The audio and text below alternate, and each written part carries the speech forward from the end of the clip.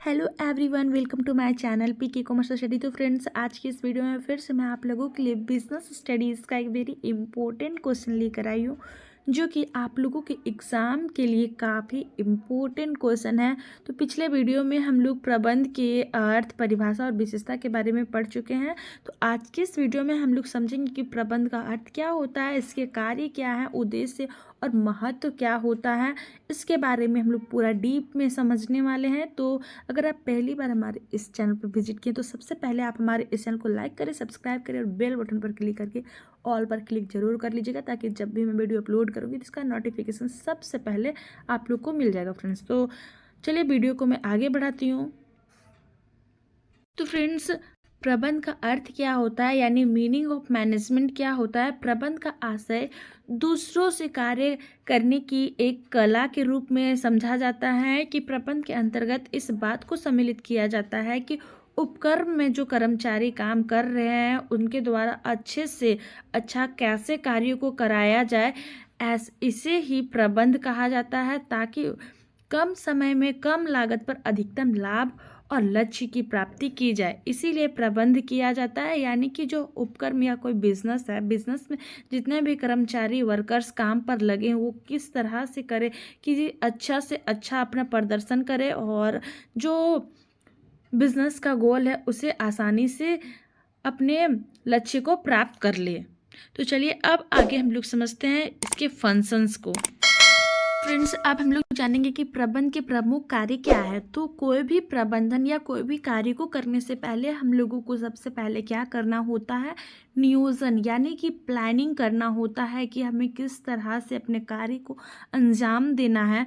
तो सबसे पहले कौन सा कार्य आता है प्रबंध में, नियोजन का कार्य आता है। प्रबंध का सबसे महत्वपूर्ण और प्राथमिक कार्य नियोजन करना ही होता है। नियोजन के अंतर्गत किसी कार्य को किस प्रकार से और किस व्यक्ति से कहाँ पर किस विधि से कितने समय में पूरा करना है, ये सभी का रूपरेखा तैयार किया जाता है, ताकि निर्धारित जो समय है समय को लक्ष्य की प्राप्ति की जा सके।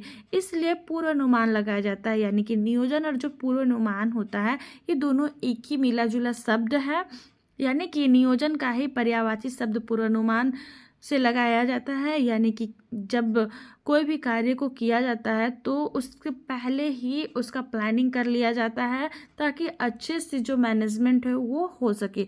तो प्रोफेसर टेरी ने क्या कहा है, नियोजन भविष्य की देखने का एक तरीका है, यानी कि भविष्य में क्या कैसे सब कुछ करना है वे सभी को पहले ही झांक लेना ही नियोजन कहलाता है। और सेकेंड कार्य क्या आता है, संगठन बनाना। संगठन यानी कि दो या दो से अधिक व्यक्ति का समूह बनाकर किसी कार्य को किया जाता है, उसे संगठन कहा जाता है। तो संगठन का दूसरा महत्वपूर्ण कार्य है, यानी कि जो संगठन है वो दूसरा महत्वपूर्ण कार्य है प्रबंध का। तो मानव एवं मशीन का सामूहिक प्रयास से जो पूर्व निर्धारित लक्ष्य की प्राप्ति के लिए कार्य करता है उसे ही संगठन कहा जाता है, यानी कि संगठन कहलाता है।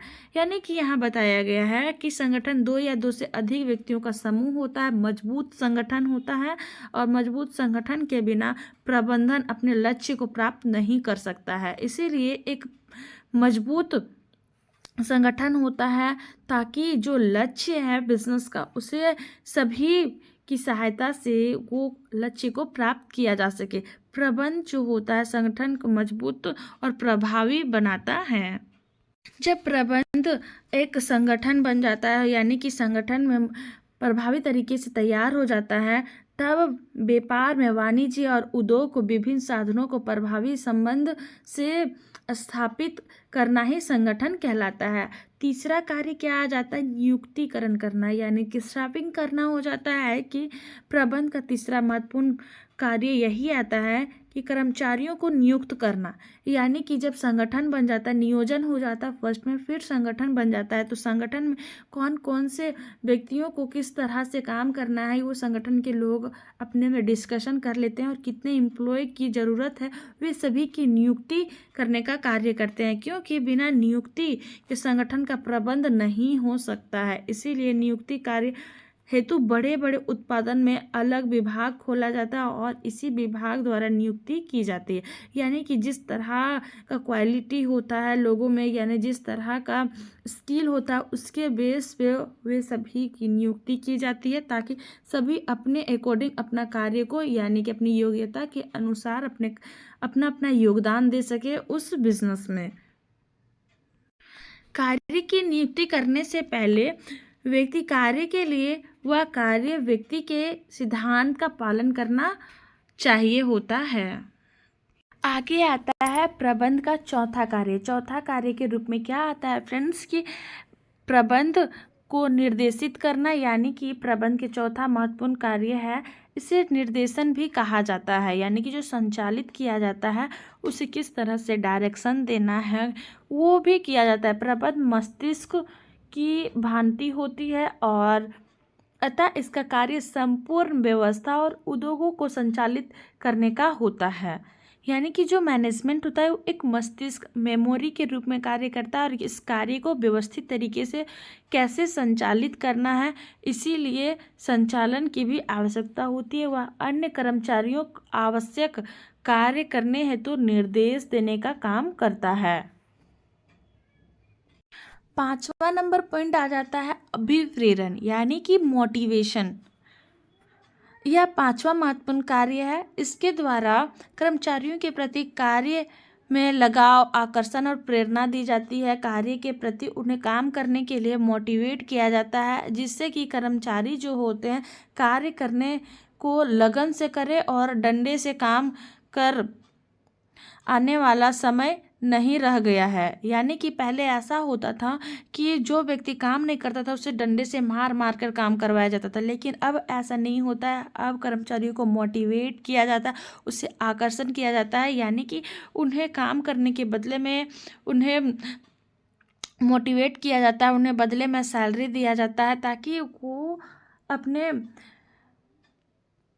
सैलरी की वजह से अच्छा काम करें। उन्हें एक गोल दिया जाता है कि आप इतना गोल पूरा करेंगे तो आपको इतना पेमेंट मिलेगा। तो किसी तरह से प्रमोशन, यानी कि उन्हें अभिप्रेरित किया जाता है, तो इसे अभिप्रेरण कहा जाता है। अगला पॉइंट आ जाता है 6 नंबर पे नियंत्रण, यानी कि कंट्रोल करना। प्रबंध का छठा महत्वपूर्ण कार्य यही होता है कि किस तरह से जो व्यक्ति काम कर रहे हैं उसे किस तरह से कंट्रोल करके कामों को करना। व्यवसाय में खरीदी बिक्री, उत्पादन, लाभ आदि के मध्य उचित संबंधों में आवश्यक होता है। यानी कि व्यवसाय में खरीदी बिक्री जो की जाती है, उत्पादन या लाभ आदि के मध्य उचित संबंध में आवश्यक होता है। इस हेतु प्रबंध व्यवसाय के विभिन्न संपन्न हो रहे हैं या नहीं हो रहे हैं, ये सभी चीज़ों के कारणों को याद करना और लक्ष्य के अनुसार कार्य संपन्न करने का प्रयास अनुरूप उत्पादन एवं वितरण आवश्यक होता है। और नियंत्रण के अंतर्गत यह देखा जाता है कि पूर्व निर्धारित लक्ष्य के अनुरूप कार्य संपन्न हो रहे हैं या नहीं। अगर यदि नहीं हो रहे हैं तो कारणों को याद किया जाता है और लक्ष्य के अनुसार कार्य को संपन्न करने का प्रयास किया जाता है। इसे ही कंट्रोल करना कहते हैं। प्रबंध का 7वां और लास्ट अंतिम कार्य यही होता है समन्वय करना। यानी कि जितने भी संगठन में, व्यवसाय में व्यक्ति काम कर रहे हैं वे सभी के बीच में विरोधाभास ना प्राप्त करके उन्हें एक दूसरे के साथ मिलजुल कर काम करने के लिए उन्हें समन्वित करना। यानी कि वर्तमान में विरोधी विचारधारा एक स्वच्छंद रूप से कार्य करने में इच्छुक प्रबल होने के कारण समन्वय प्रबंध का एक महत्वपूर्ण कार्य हो गया है। इसीलिए यहाँ पे बोलचाल की भाषा में इसे आपसी तालमेल कहते हैं। यानी कि अगर आपस में जो कर्मचारी हैं आपसी तालमेल में काम करेंगे तो बहुत ही अच्छे से खुशी खुशी हुए अच्छे से ज़्यादा काम को कर पाएंगे। और अगर मनमुटाव होगा तो वो अपना काम में भी मन नहीं लगाएंगे। जहाँ अधिक संख्या में कर्मचारी होते हैं तथा उत्पादन की मात्रा अधिक होती है, प्रबंध में समन्वय एक महत्वपूर्ण कार्य होता है। अब आगे हम लोग समझेंगे फ्रेंड्स कि मैनेजमेंट के जो उद्देश्य होते हैं, उद्देश्य यानी महत्व को भी उद्देश्य ही कहा जाता है। तो पहला उद्देश्य क्या होता है, न्यूनतम प्रयासों से अधिकतम परिणाम प्राप्त करना होता है। यानी कि जो मैनेजमेंट होता है उसका मेन ऑब्जेक्टिव यही होता है कि कम से कम प्रयास हो और ज़्यादा से ज़्यादा उसे प्रॉफिट देखने को मिले, यही इसका मेन मोटिव होता है। तो प्रमुख यहाँ व्यापार के उद्देश्यों पर आधारित होते हैं और जिनमें यहाँ प्रयास किया जाता है कि कम से कम प्रयास में लागत और समय में अधिक से अधिक परिणाम प्राप्त किया जा सके। अन्य शब्दों में उपलब्ध मानव एवं भौतिक संसाधनों का प्रयोग से अच्छे परिणाम को प्राप्त करना ही प्रबंध का मुख्य लक्ष्य होता है। यानी कि जितने भी भौतिक रूप से, यानी कि जितने भी वस्तुएं अवेलेबल होती है, संसाधन अवेलेबल होता है, ये सभी का प्रयोग करके अच्छा से अच्छा परिणाम प्राप्त करना ही इसका मेन मोटिव होता है। दूसरा उद्देश्य क्या होता है? दूसरा उद्देश्य यह होता है कि नियुक्त एवं कर्मचारी का विकास करना। यानी कि जो नियुक्त हो चुके हैं और कर्मचारी हैं, वे सभी दोनों एक समाज के अंग के रूप में होते हैं। इनके विकास से ही समाज का विकास हो सकता है। प्रत्येक उपक्रम जो होता है, यानी कि व्यवसाय होता है, संगठन एवं व्यवसाय के उद्देश्य भी लाभ प्राप्त कर समाज का विकास करना होता है। इस प्रकार प्रबंध एवं प्रयास करना है कि कर्मचारी और नियुक्ति वर्ग का विकास अधिक से अधिक हो सके। इस हेतु श्रम पूंजी के मध्य समन्वय, कर्मचारी प्रशिक्षण, पदोन्नति और पारिश्रमिक तथा संगठन के विकास की योजना से संबंधित कार्य करना ही प्रबंध का उद्देश्य होता है। तीसरा पॉइंट आता है श्रम पूंजी में समन्वय बनाए रखना। यानी कि जो व्यक्तियों पे खर्च किए जाते हैं, जो कर्मचारियों पे खर्च किए जाते हैं, वे सभी में तालमेल बनाए रखना होता है इसका मेन ऑब्जेक्टिव भी। और फिर किसी भी उपक्रम में दो प्रमुख वर्ग होते हैं, एक श्रम जो कि उपक्रम कार्य महत्वपूर्ण भूमिका निभाती है तथा जिसके हाथ में शक्ति होती है, तथा दूसरा पूंजी जो कि उपक्रम को संचालित करने में महत्वपूर्ण भूमिका निभाता है। यानी कि फ्रेंड्स, हमारे पास पूंजी है लेकिन हमारे बिजनेस में कोई काम करने वाला व्यक्ति नहीं है, तो ये भी एक अभाव हो जाता है। और अगर हमारे पास तो बहुत सारे व्यक्ति हैं काम करने के लिए और हमारे पास पूंजी ही नहीं है, तो ये दोनों का तालमेल होना बहुत जरूरी, यानी कि समन्वय होना होगा, तभी जाके हमारा बिजनेस अच्छे तरीके से चल पाएगा और अन्यथा नहीं हो पाएगा। इन दोनों के मध्य संतुलन समान में होना आवश्यक है। समन्वय व संतुलन के बिना उपक्रम बिगड़ सकता है। प्रबंध इन दोनों के मध्य सदैव अच्छा काम करता है। चौथा पॉइंट है क्या? लक्ष्य की प्राप्ति करना। यानी कि जो मोटिव होता है उसे प्राप्त करना भी ये मेन ऑब्जेक्टिव में आता है। किसी भी संगठन की स्थापना के कुछ उद्देश्य होते हैं। यानी कि जैसे कि फ्रेंड्स, हम लोग का भी कुछ भी कर रहे हैं तो उसको करने से पहले हम लोगों का एक उसमें गोल छुपा हुआ होता है। ऐसे ही मैनेजमेंट में भी उसका एक गोल छुपा हुआ होता है, उसको लक्ष्य को प्राप्त करना होता है। इसीलिए किसी भी संगठन की स्थापना के कुछ उद्देश्य आवश्यक होते हैं। इनको प्राप्त करने के लिए ही प्रबंध विभिन्न कार्य करते हैं। इतने जो कार्य किए जाते हैं, नियोजन, संगठन, निर्देशन, ये सभी जितने भी कार्य किए जाते हैं वे सभी एक इस लक्ष्य को प्राप्त करने के लिए ही किए जाते हैं। या लक्ष्य कुछ भी हो सकते हैं। यहाँ हम व्यवसाय लक्ष्यों की ही बात करेंगे। अतः व्यवसाय के लक्ष्यों को प्राप्त करने के उद्देश्य से ही प्रबंध को संगठित किया जा सकता है। तो उम्मीद है फ्रेंड्स आप लोग बहुत ही अच्छे से समझे ये क्वेश्चंस के आंसर को। तो अगर वीडियो पसंद आए तो वीडियो को लाइक करें, सब्सक्राइब करें, अपने फ्रेंड्स के साथ भी शेयर जरूर करें। Thank you.